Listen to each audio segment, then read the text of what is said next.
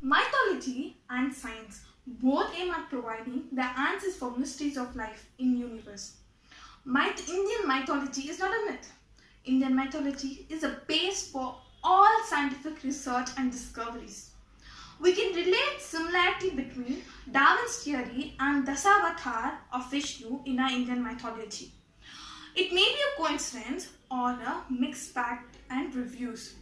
To my channel, myself Katie.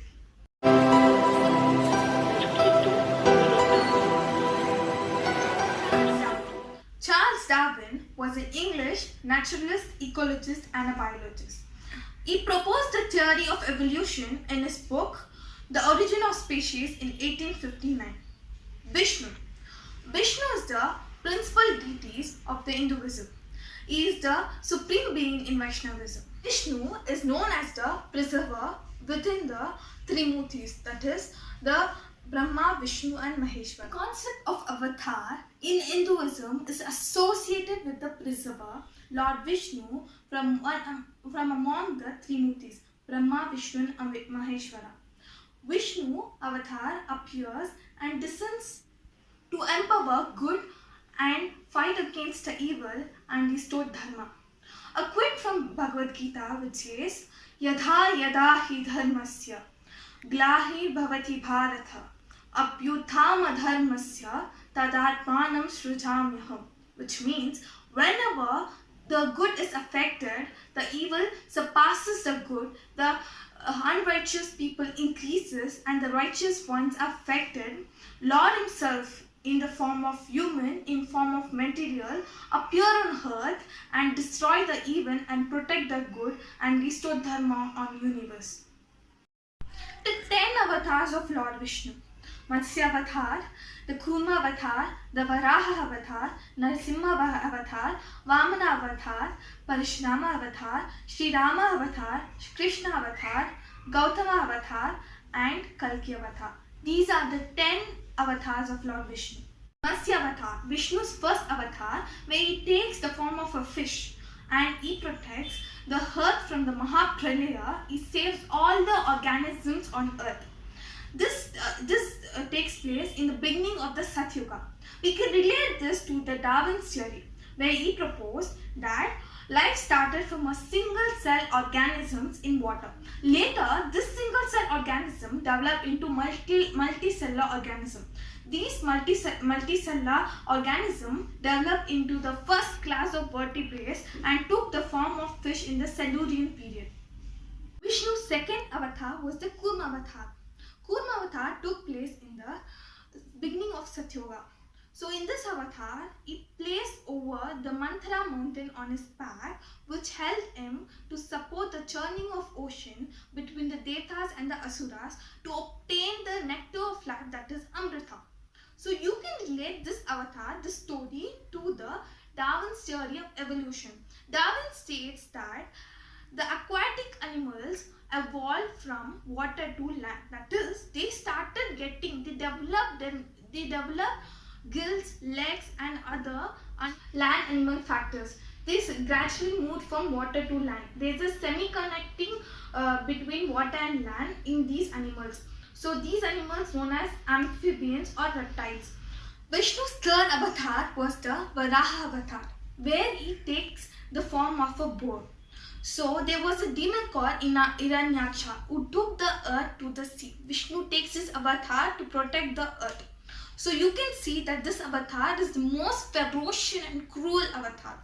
So likewise, in Darwin's theory, you can say that reptiles slowly started becoming mammals. They adapted the qualities of an land-living animal, that is a terrestrial being.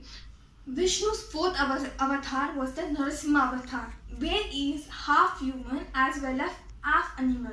Likewise, in Darwin theory, you can relate that human beings were half human and half animal, that is the Ramapithecus.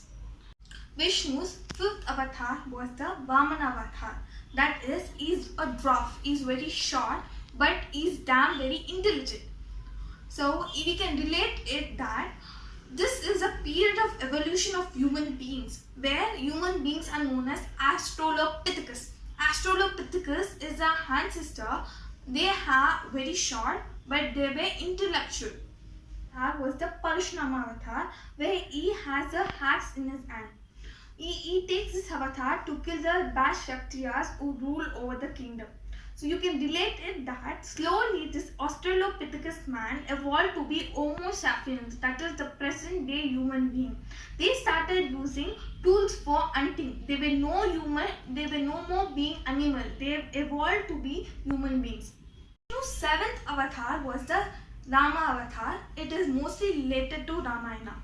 You can relate this to Homo sapiens. Slowly, these hunters, these early humans who were basically hunters, started agriculture. They started living in a society. They started framing a network of society. They started being in a families. They started having lands. They started building themselves. They started cultivating themselves. The eighth avatar of Lord Vishnu is the Krishna avatar, where people got advanced in animal husbandry. They developed they were advanced in political scenarios, and they were advanced in a society of living beings. So in this avatar, we mostly speak about warfare and philosophy. The ninth avatar of Lord Vishnu is the Gautama Buddha avatar. In this avatar, people, you can relate that people got enlightenment. They took the path of moksha. People got to know the meaning of them, and they started to go in the path of saturation. The 10th avatar of Lord Vishnu is the Kalki avatar, which is yet to be taken. There is mystery surrounding it. The Kalki avatar is known as the destroyer who will come on earth, who will descend on earth to destroy. According to the Hindu mythology, when there's creation, there should be destruction. When there's a start, there should be an end. Life cycle goes on, and the yugas get repeated. Kali Yuga, it is said that Kalki would descend on earth at the end of Kali Yuga and would banish all the evildoers and establish Dharma. To the end of the topic. What do you feel? Is science embedded in our Hindu mythology? If so, please comment below the comment section. If you like my content, don't forget to subscribe my channel and hit the bell icon. Thank you.